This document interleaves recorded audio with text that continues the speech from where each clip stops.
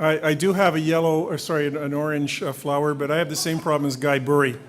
It won't stay on. In 1992, the City of Toronto, as it then was, made two very wise decisions. The first, which actually was the completion of an earlier decision to set aside $23 million from the proceeds of sale of the Langstaff jail farm, was to seek special legislation to establish two arm's-length corporations, Toronto Atmospheric Fund and its sister Toronto Atmospheric Fund Foundation, which is now Clean Air Partnership. And they would have as their purpose helping the city to meet the self-imposed goal of reducing its greenhouse gas emissions by 20% of the 1988 levels by 2005. The second wise decision was that these two new corporations needed to have independent lawyers, and that's where I came in. How our firm won the competition is something I'm still not entirely sure of. Years later, one of the members of the city selection team assured me that it was not the quality of our presentation or even the fact that we were willing to work cheap. It was, in fact, because she had attended a meeting of the Sherlock Holmes Society in which I'd given a paper, and it turns out that one of the unwritten criteria for becoming TAF and CAP's lawyer was a sense of humor.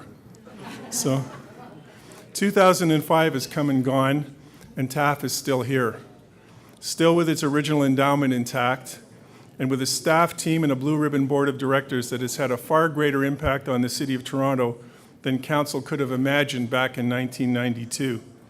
Since 2005, TAF's Act has actually been expanded to include air quality as one of its goals. I'm sure others are going to talk about TAF's achievements over the past 20 years, so I'm going to mention only a few of the early events that shaped TAF's existence. TAF's very first project was to make a $15 million loan to the city that covered the cost of conversion of the street and lane lighting to a more energy efficient form. The second major one was somewhat smaller, only $200,000, but it certainly caught the attention of council and the media. In its original mission statement, TAF said its activities would be informed by two underlying principles: think globally, act globally, locally, and form partnerships.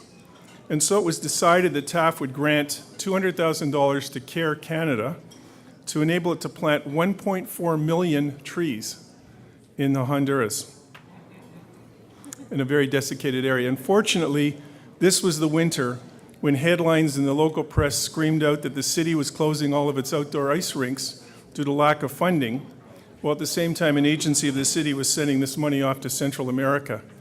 The fallout from this undoubtedly successful project probably did more to shape the relationship between TAF and the city than anything else in TAF's entire existence. Over the years, TAF has grown to be an enviable organization that does Toronto proud and has been emulated elsewhere.